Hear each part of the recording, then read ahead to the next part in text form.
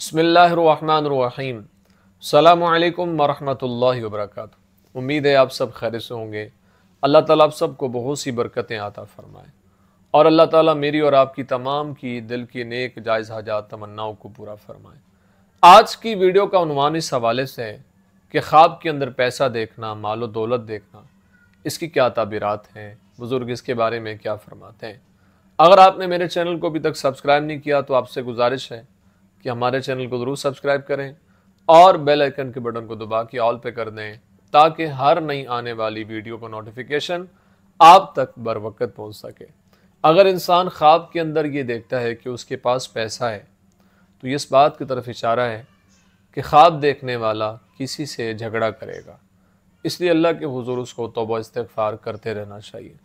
अगर इंसान ख्वाब के अंदर ये देखता है कि उसके पास बहुत से पैसे हैं तो इस बात की तरफ इशारा है कि वो ख्वाब देखने वाला किसी सख्त गम के अंदर मुब्तला होगा।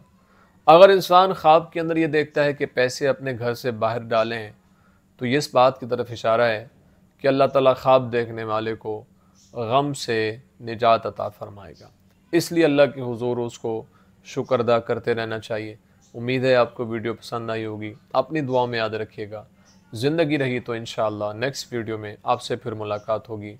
अस्सलामु अलैकुम वरहमतुल्लाहि वबरकातुहू।